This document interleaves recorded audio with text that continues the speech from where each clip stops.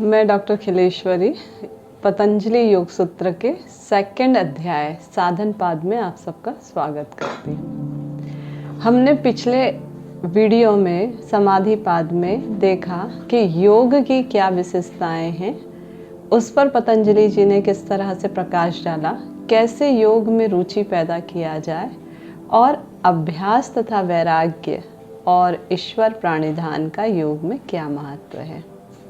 आज हम जो है साधन पाद अर्थात सेकंड अध्याय की चर्चा करते हैं। इसमें प्रथम जो सूत्र दिया गया है, इस प्रथम सूत्र में ही क्रिया योग के बारे में कहा गया है। तब स्व अध्याय और ईश्वर प्राणिधान, ये तीनों जो है मिलकर के क्या कहलाते हैं? क्रिया योग कहलाते हैं। हम थोड़ी चर्चा इसके बारे में अपने समाधि पाद वाले वीडियो में भी किए हुए हैं। एक बार और देख लेते हैं। तब कहने का आशय क्या है?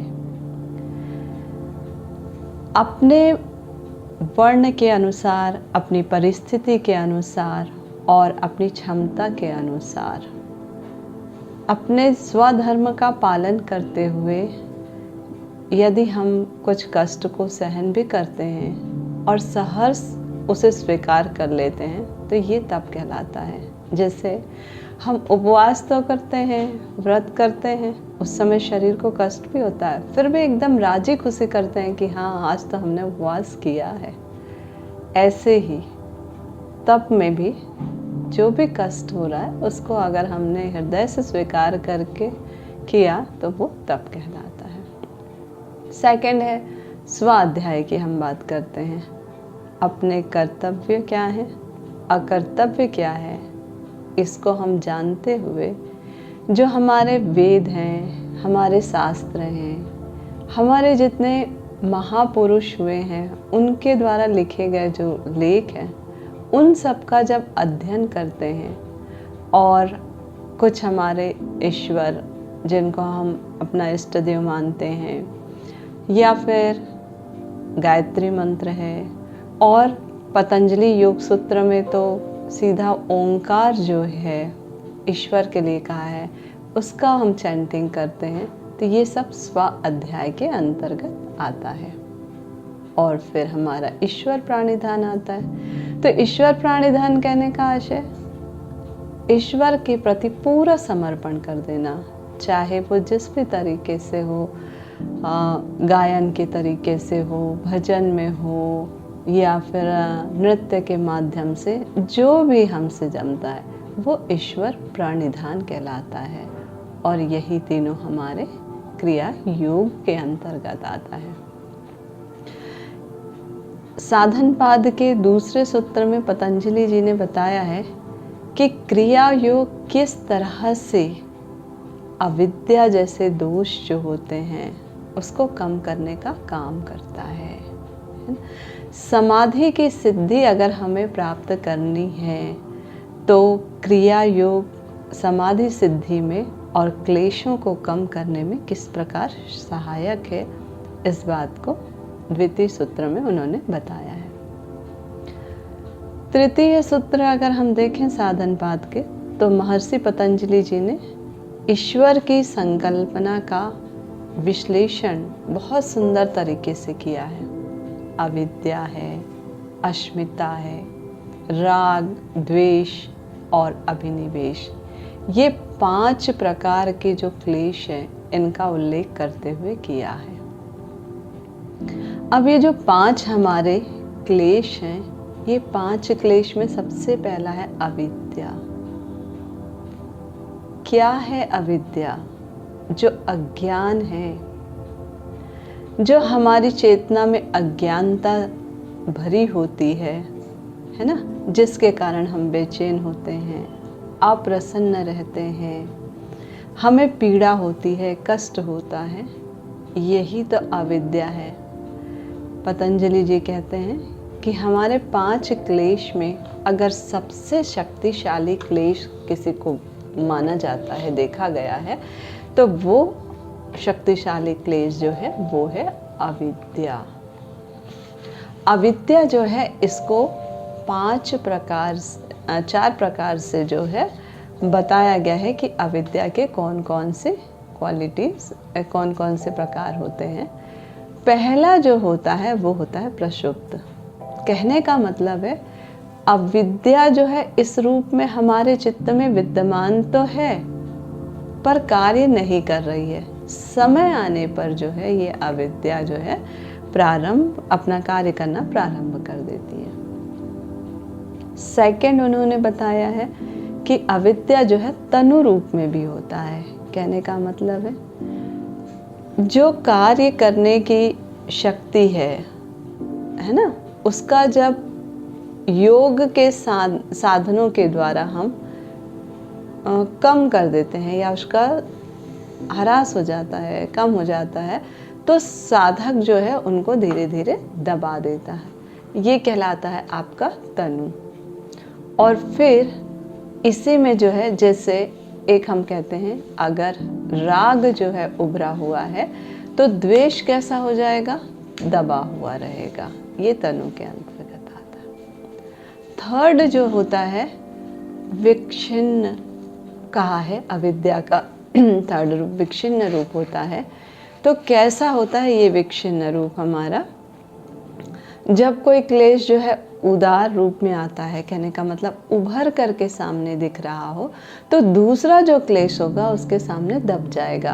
अभी जो बात हमने की राग और द्वेष, अगर राग उभर करके आया है उदार रूप में है तो द्वेष दबे हुए रूप में होगा, और अगर द्वेष उभर करके उदार रूप में आ रहा है तो हमारा राग जो है वो उभरा हुआ, दबा हुआ, इस तरह से एक दूसरे के साथ में होगा। और यही जो चौथा प्रकार, चौथे रूप में जो क्लेश होता है वो उदार रूप में होता है। जिस समय एक उभरा है दूसरा अपना कार्य कम कर देता है, और दूसरा है तो पहला, है ना। तो यहाँ पर अनित्य से नित्य का, असुचि से सुचि का, दुख में सुख का और अनात्मा में आत्मा का भान, इसी को कहा है कि ये अविद्या होता है, यही अविद्या है। ठीक है।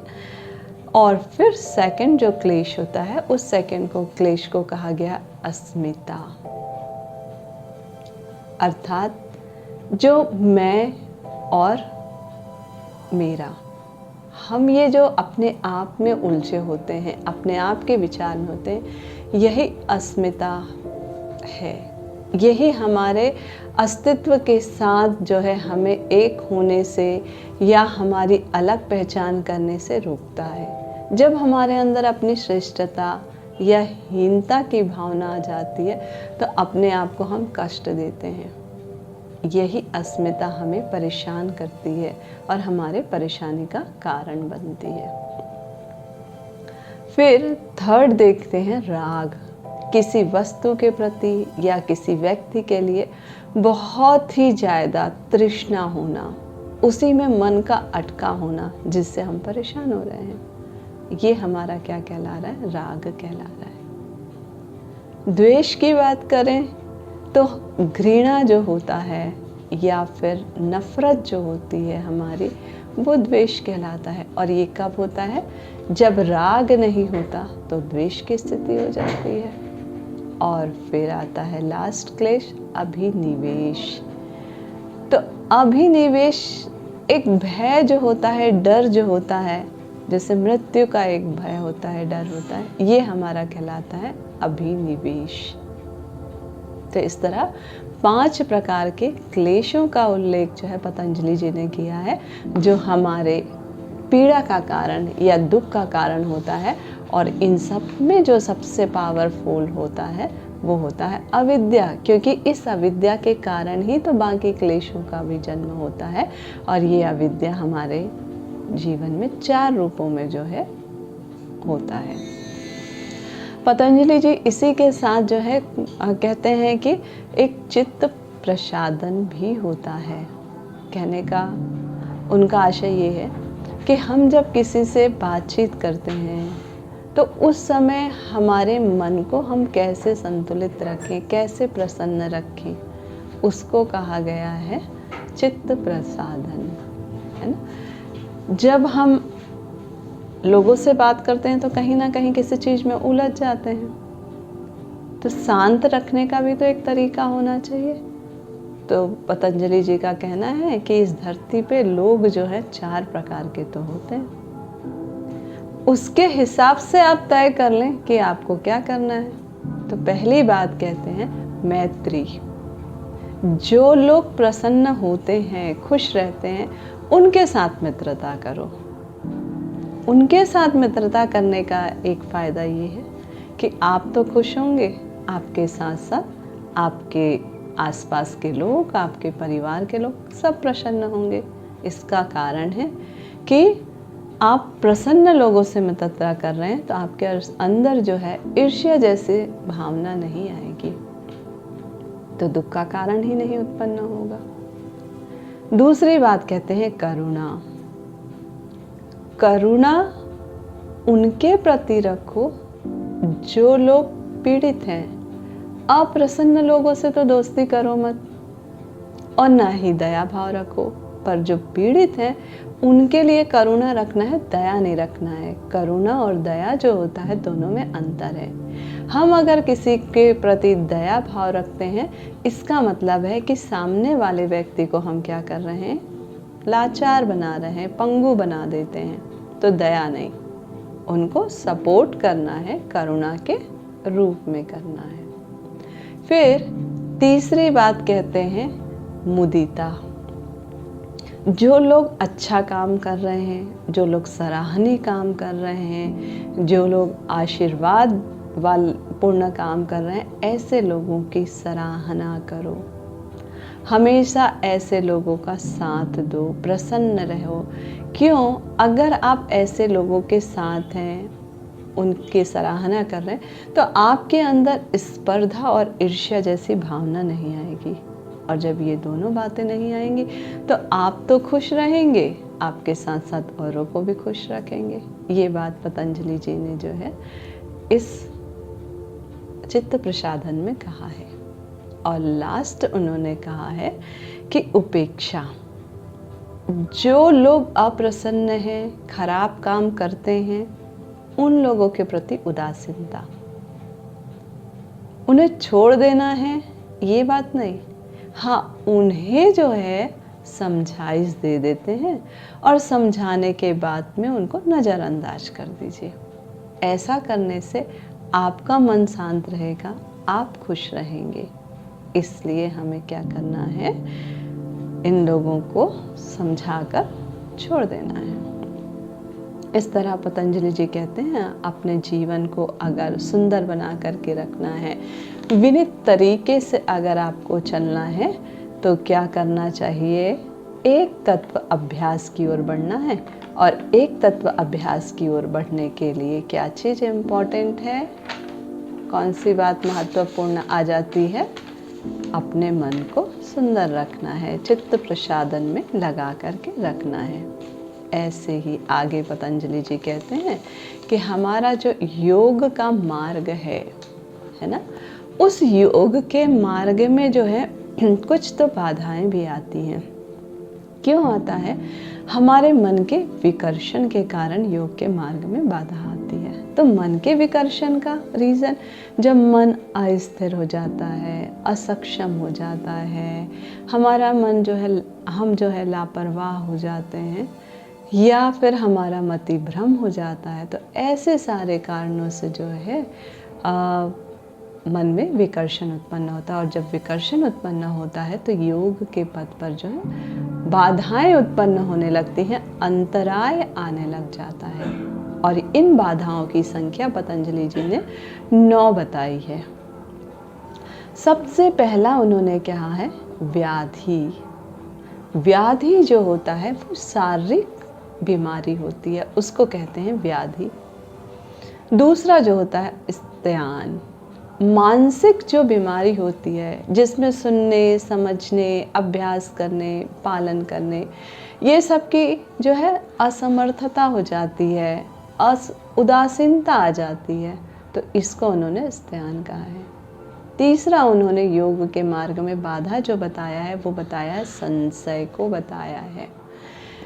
संशय मतलब शक करना, संदेह करना, और जब तक हम संशय करते हैं, संदेह करते हैं, तो हमारा हर अच्छा काम बनते बनते भी रह जाता है। और संदेह कहाँ उत्पन्न होता है? जहाँ सकारात्मक चीज़ें होती हैं, है ना। ये तो मानव प्रवृत्ति है।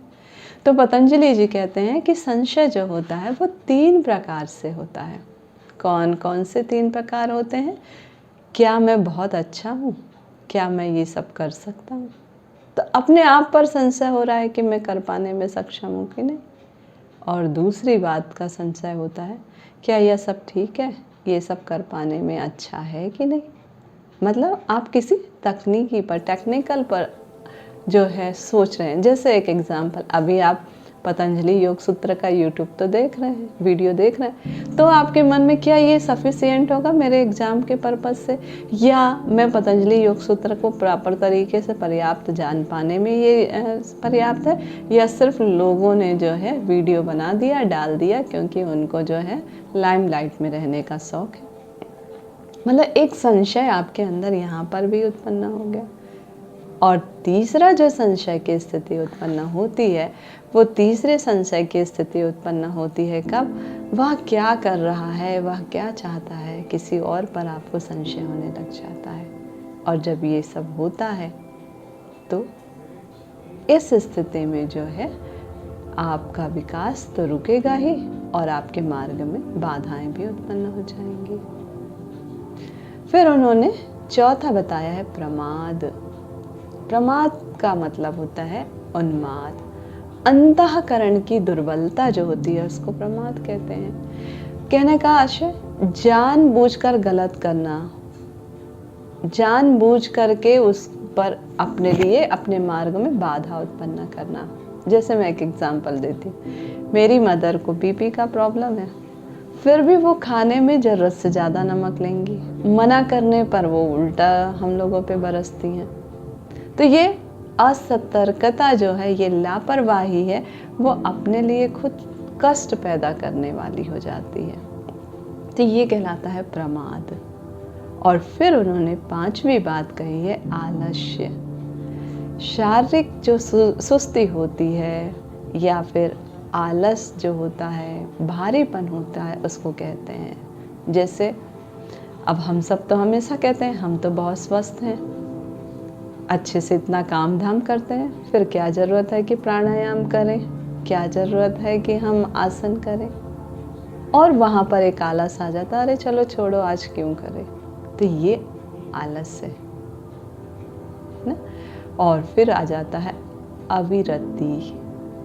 अविरति है इंद्रिय सुख की कामना करना, भौतिक वस्तुओं में आसक्त हो जाना, उसी के प्रति मन का अटका होना। जो खाने के शौकीन हैं उनसे पूछिए, उनका पेट भरा है फिर भी उनका मन खाने की ही वस्तुओं पर लगा होता है। तो ये आसक्ति है, इसको कहते हैं अविरति। और फिर उन्होंने बताया भ्रांति दर्शन, गलत फहमी पैदा करना, गलत समझ जाना, जो ना तो दृश्य होता है और ना ही अदृश्य होता है। कहने का मतलब जो ना सत्य है ना असत्य है, दोनों का मिश्रण जो होता है उसको कहते हैं मति भ्रम। और फिर पतंजलि जी ने जो है 8वां जो बताया हुआ है, वो 8वां हमारा क्या चीज़ है? अलब्ध भूमिकत्व। ठीक है, अलब्ध भूमिकत्व कहने का आशय क्या है? लक्ष्य प्राप्ति में असमर्थता, जब साधन समाप्त हो जाता है ना, और हम वहीं पर अटक जाते हैं, तो उसकी उन्नति नहीं हो पाती है वहाँ पर। और जब उन्नति नहीं हो पाती है तो भी अभ्यास करते रहता है, इसी को कहते हैं अलब्ध भूमिकत्व। और लास्ट उन्होंने बताया हुआ है जिसको अनअवस्थित्वानि कहते हैं। ये जो होता है चित्त का अस्थिर हो जाना, जहाँ पर शांति नाम की चीज़ नहीं रह जाती है, शांति नहीं होता है, उसको कहते हैं, क्या कहा जाता है? अनवस्थित्व कहा जाता है। यहीं पर पतंजलि जी ने जो है हमें कहा कि ये जो योग के मार्ग में 9 बाधाएं तो हैं, इन बाधाओं के साथ में उन बाधाओं को जो है चित्त के विक्षेप को बढ़ाने के लिए क्या चीज़ होती है, 4 प्रकार के हमारे पास में जो है सहभूव पाए जाते हैं। तो ये जो सहभूव पाए जाते हैं, इसमें सबसे पहला जो होता है वो होता है दुख। 9 प्रकार की जो बाधाएं हैं, उन 9 बाधाओं में हावी होने पर हमारा मन दुखी हो जाता है।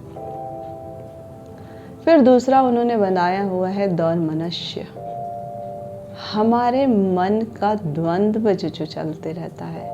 एक साधक जो होता है, किसी का साथ अच्छा नहीं, किसी के साथ उसको मिलना ना मिलना, क्या करना, ये जो द्वंद्व की स्थिति होती है उसको हम कहते हैं दौर्मनस्य। तीसरा उन्होंने बताया है अंग में जयत्व। जब साधक का शरीर जो होता है उसके नियंत्रण में नहीं होता है, उसके मस्तिष्क के बीच और शरीर के बीच में कोई बैलेंस नहीं होता है, तो उसको हम क्या कहते हैं, अंग में जयत्व कहते हैं।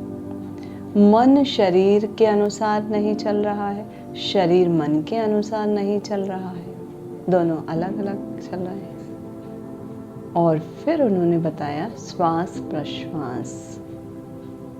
श्वास प्रश्वास जब हमारी अनियंत्रित और अनियमित श्वासें चलती हैं तो हम जो है अपने आप में लेजीनेस महसूस करने लगते हैं, सुस्त महसूस करते हैं, और अंदर पे हमारी जो श्वासें हैं वो गहरी जो होती हैं, है ना, हमें दुख का अनुभव जो होने लगता है वो जो है आपका श्वास प्रश्वास। इस तरह से उन्होंने 4 प्रकार के सहभूव बताए हैं जो हमारे 9 बाधाओं को और बढ़ाने में मदद करते हैं। फिर उन्होंने इसी का पूरा ये सूत्र दिया हुआ है, 4 नंबर, 5 नंबर, 6 नंबर, 7, 8, 9 जो ये सूत्र हैं, अविद्या के विषय में, अस्मिता के विषय में है, राग द्वेष के विषय में।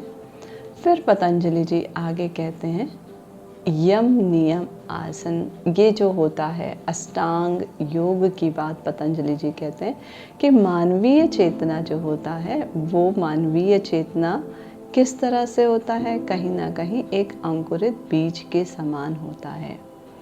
और इस पर हम जब योग करने लगते हैं तो जितनी अशुद्धियां हैं हमारे अंदर, हमारी प्रज्ञा को, हमारे विवेक को, हमारी बुद्धि जगत को, इन सब से क्या कर देता है, दूर करने का जो प्रयास करता है वो क्या चीज़ है, अष्टांग योग है। और इसी अष्टांग योग को आज वर्तमान समय में जो है स्वामी विवेकानंद जी ने जो है राजयोग कहा हुआ है। अब इसमें उन्होंने सबसे पहला जो दिया हुआ है वो है, सबसे पहले है यम, नियम, आसन, प्राणायाम, प्रत्याहार, ध्यान, धारणा और समाधि। तो शुरू के जो 5 चीज़ें दी गई हैं, यम, नियम, आसन, प्राणायाम, प्रत्याहार, इसको उन्होंने बहिरंग कहा, बाहर का अंग। और धारणा, ध्यान, समाधि जो है अंतरंग है, हमारे शरीर के अंदर वाले हिस्से को ये क्या कर रहा है, प्रभावित कर रहा है, तो ये अंतरंग कहलाता है। अभी हम लोग जो है यम को देखते हैं। तो यम जो है, यम कितने प्रकार से होते हैं, 5। अहिंसा, सत्य, अस्तेय, ब्रह्मचर्य, अपरिग्रह, यमः। और फिर उसी के आगे एक सूत्र दिया गया, जाति देश काल समय अविच्छिन्न सर्वभौम महत्वात्मा। यम जो है इसमें सबसे पहला कहता है अहिंसा। यम कब, अच्छा, यम और नियम में बेसिक अंतर क्या है, यम वो नियम है जो हम पर दूसरे के द्वारा लगाया जा रहा है, नियम वो है जो हम स्वयं अपने लिए लगा रहे हैं। तो अहिंसा जो है यम का पहला प्रकार, 5 प्रकार यम के अंतर्गत 5 बातों का उल्लेख है। तो क्या चीज़ है, हम किसे कहते हैं यम? अहिंसा। अहिंसा कहने का मतलब है किसी भी व्यक्ति को शारीरिक और मानसिक किसी भी तरह से कष्ट ना देना, उसको किसी प्रकार का दुख ना देना, हमारे कारण किसी को पीड़ा ना हो, इसको कहते हैं अहिंसा। हम लोग प्रायः कहते हैं किसी को शारीरिक चोट लग गई तो ही हमने हिंसा किया, अन्यथा नहीं किया। तो ऐसा नहीं है, मन से भी आप कष्ट दे रहे हैं, उससे पीड़ा हो रही है, मतलब आप हिंसा कर रहे हैं। दूसरा पॉइंट हमारा है सत्य। सत्य कहने का मतलब क्या है?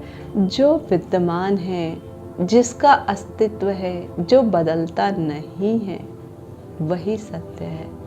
उसी पर अपनी प्रतिबद्धता रखना है ना, उसी पर आपको जो है अटल रहना है, इसको कहा जाता है सत्य। और तीसरा उन्होंने बताया अस्तेय। अस्तेय कहने का मतलब है चोरी ना करना। अब चोरी ना करना कहने का मतलब क्या होता है?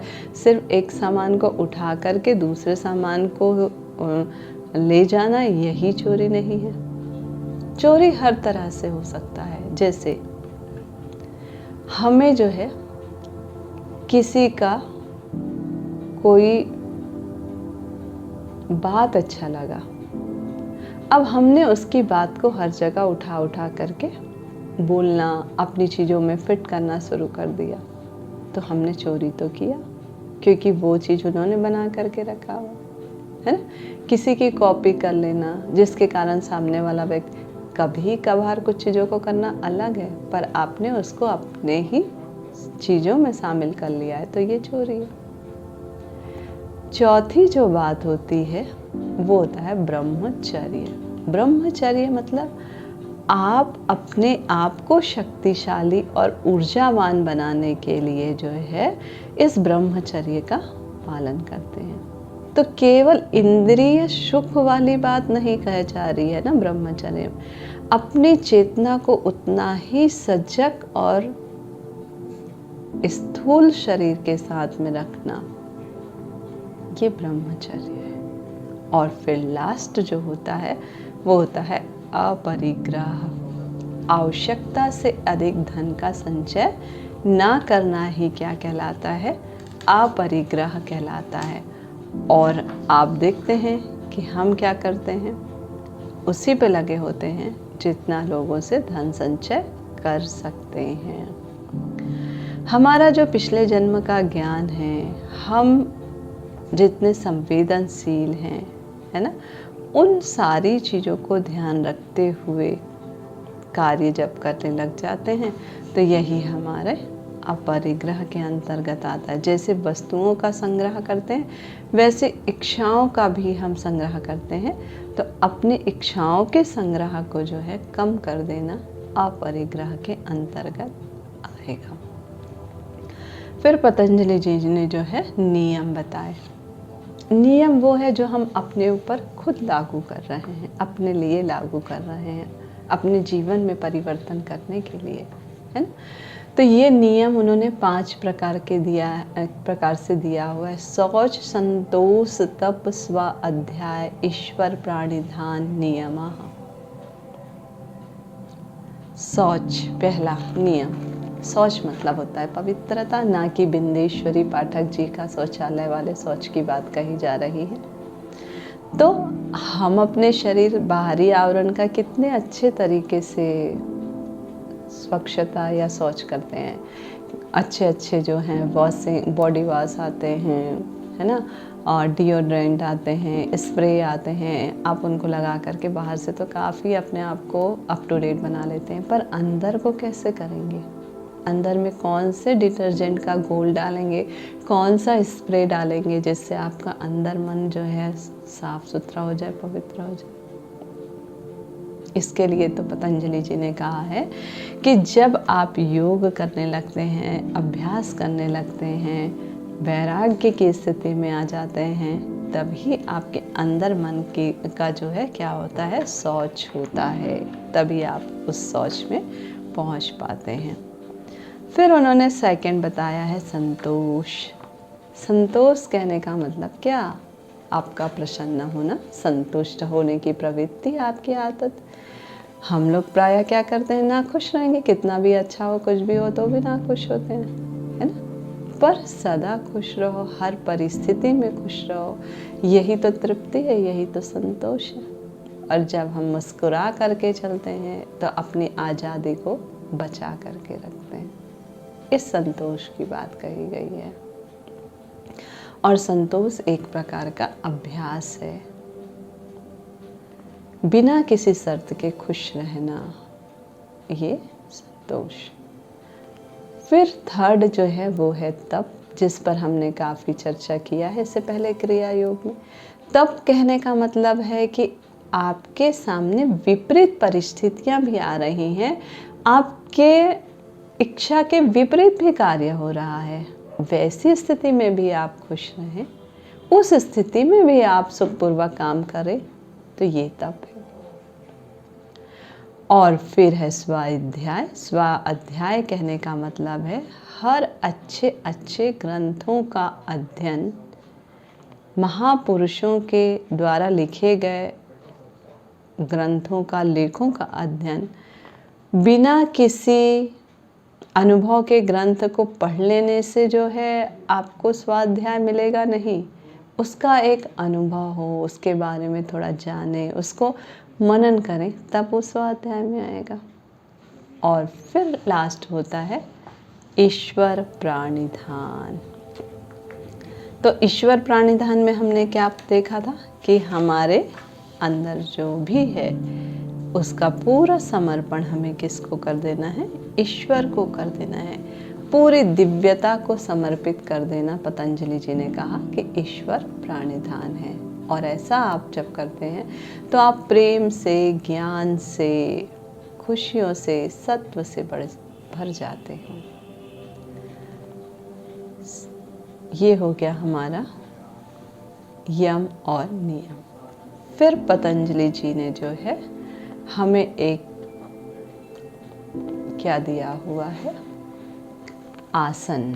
थर्ड पॉइंट अष्टांग योग में आसन, स्थिरम सुखम आसनम। जो स्थिर है और जो सहज है वह आसन है। आप खड़े हो जाएं, चाहे बैठ जाएं, आराम से करें, जिस भी स्थिति में आपको सुख की अनुभूति होती है वही आसन होता है, जिसमें सहजता के साथ आप योगा अभ्यास कर पाते हैं, जहाँ पर भ्रम और द्वंद्व की स्थिति नहीं होती है, उसको हम क्या कहते हैं, आसन कहते हैं। और फिर उन्होंने चौथा दिया है प्राणायाम। प्राणायाम मतलब श्वास प्रश्वास की प्रक्रिया। अपने श्वास को आप कैसे नियंत्रित कर सकते हैं, कैसे अपने श्वासों के साथ मन को और शरीर को चला सकते हैं, ये हमारा प्राणायाम के अंतर्गत आता है, जो कि एक स्वाभाविक क्रिया है। ठीक है। और फिर उन्होंने दिया है प्रत्याहार। तो प्रत्याहार कहने का मतलब है कि अपने इंद्रिय मन को किसी वस्तु पे फंसने नहीं देना, उस पे लगने नहीं देना है ना, उसको हम प्रत्याहार कहते हैं। प्रत्याहार में मन का विकल्प जो है हमारे भीतर की ओर ले जाए। एक उदाहरण हम देखते हैं, कमल जो होता है वो कीचड़ में खिलता है, परंतु उस कमल पर कीचड़ का या पानी का कोई प्रभाव तो नहीं होता। तो ये क्या चीज़ है, प्रत्याहार। इसी तरह से हम इस दुनिया में जो भी हमारे आसपास किसी भी एक चीज पर अटक करके ना रहे, वो हमारा प्रत्याहार कहलाता है। फिर होता है धारणा, ध्यान और समाधि। ये तीनों जो है अंतरंग, अंदर के मन को जो है प्रसन्न करता है। तो धारणा कहने का मतलब क्या है, मन को किसी एक वस्तु पे लगा करके रख देना, चाहे वो शरीर के भीतर हो, चाहे शरीर के बाहर का हिस्सा हो। जैसे सूर्य है, चंद्रमा है, आकाश है, तारे है, नदी है, पहाड़ है, कहीं भी लगा दिया शरीर के बाहर। और वहीं पर जब अपने शरीर के अंदर, नाभि में, अपने आज्ञा चक्र में, हृदय में, कहीं भी एक जगह केंद्रित किया, तो वो कहलाता है धारणा। और फिर आ जाता है आपका ध्यान। धारणा में जब एकाग्रता की स्थिति बन जाती है तो वो क्या कहलाता है? ध्यान कहलाता है। धारणा की गहराई में पहुंच जाना, ध्यान सहज हो जाता है। और लास्ट अष्टांग योग का अंतिम पॉइंट है समाधि। जब आप ध्यान में बैठे होते हैं और स्वयं की चेतना गायब हो जाती है, केवल जिस वस्तु पर आपने ध्यान रखा है उसी के अस्तित्व में रह जाते हैं, तो इसको कहा जाता है समाधि की स्थिति। और समाधि जो होता है वो कई प्रकार के उल्लेख किए गए हैं। सभी समाधि, निर्बीज समाधि, संप्रज्ञ समाधि, असंप्रज्ञ समाधि, जिसकी चर्चा हमने वैराग में, अपर वैराग और पर वैराग में किया हुआ है। तो इस तरह पतंजलि जी ने 8 जो है आपके अष्टांग नियम दिए हैं, अष्टांग योग दिया है, जिनका पालन करते हुए हम जो है योग के मार्ग में आसानी से बढ़ सकते हैं और शरीर और मन के बीच में जो है सुंदर सा समन्वय बना करके प्रसन्न रह सकते हैं। तो इस तरह से हमारा ये साधन पाद का ये जो अध्याय है ये पूर्ण हुआ। और इसके बाद जो है हम अगले वीडियो जो विभूति पाद से रिलेटेड होगा उसमें मिलते हैं। तब तक के लिए सबको अलविदा।